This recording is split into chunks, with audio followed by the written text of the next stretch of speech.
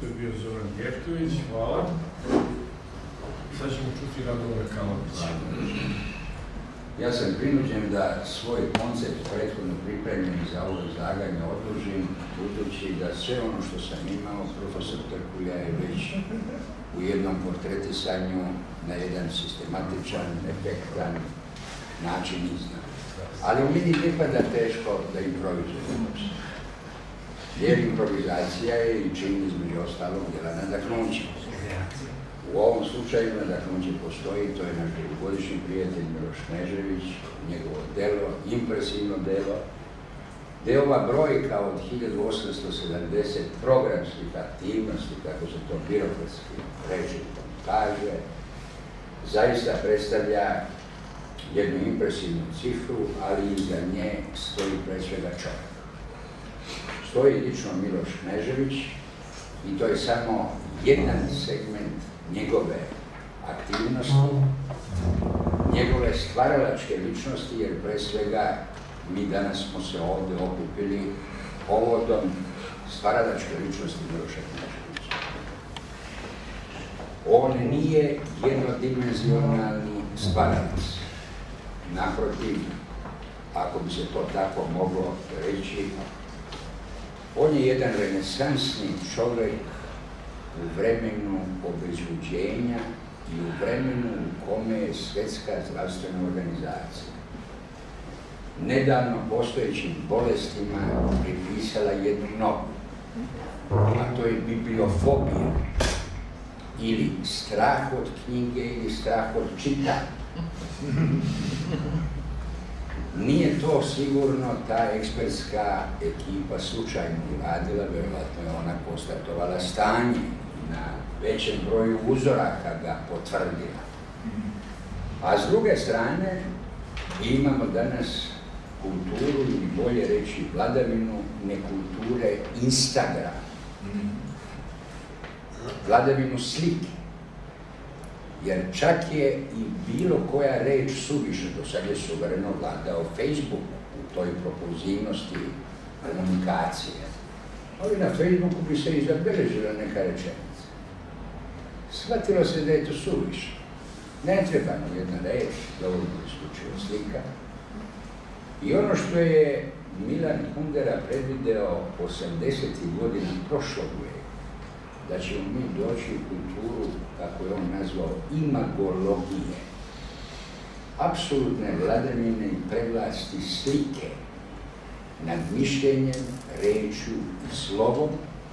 To je danas vreme u kojem mi živimo i u kome treba da se osvrnemo na grandioznu stvaralačku ličnost Miloša Kneževića. Kako bih skratio svoje improvizovano izlaganje, dopustit ću sebi da kažem, nadam se da to nije diskretno, Miloša poznajem još od 80. godina prošlog. I nijednog trenutka nisam sumnjao da će krenuti upravo ovim stvaralačkim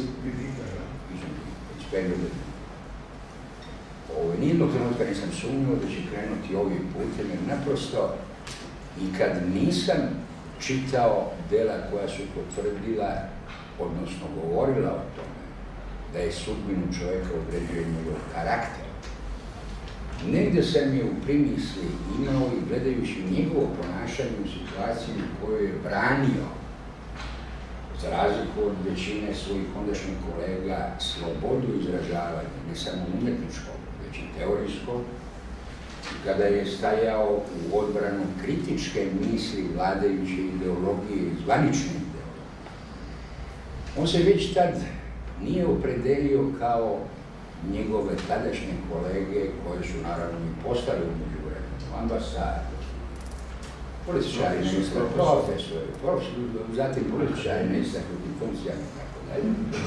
Miloš je krenuo ovim putem koji sigurno nije bio lukrativan sa stanovišta njegovog, tako da kažem, lične njegove koristi, ali je krenuo jednim punim egzistencijalnim i stvaralačkim životom da živi.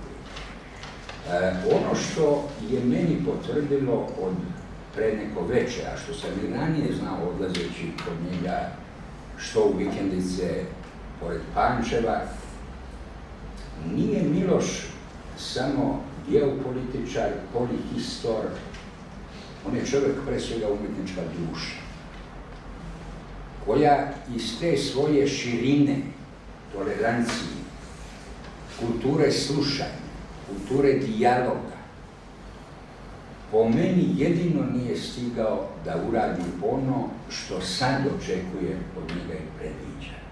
Sad kad ide u penziju, jer ovakvi likovi se i ličnosti nikad ne mogu penzionisati.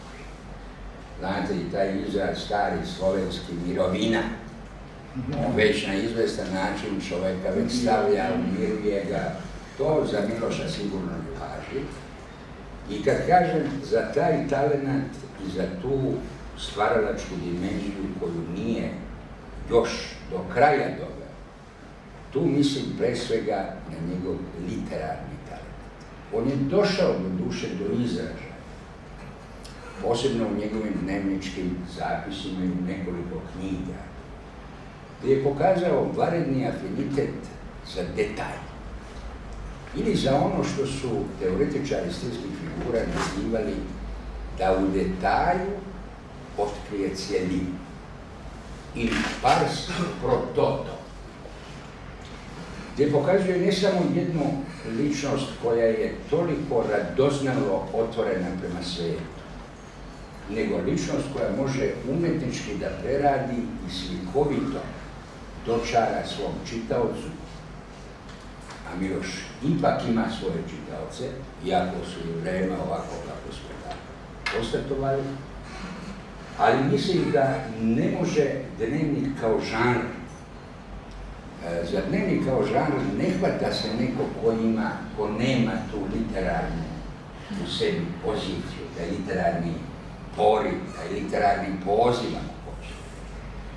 U Miloševom slučaju mislim da se ostvario i na geopolitičkom, i na sociološkom, i na polihistorskom, ako hoćete i na skulptorskom, ako hoćete nagovestio je i na literarnom planu. Ostalo je, i ja to očekujem od njega, jedno čisto literarno delo koje ćemo na radost svih nas prvo nadočitati. Toliko.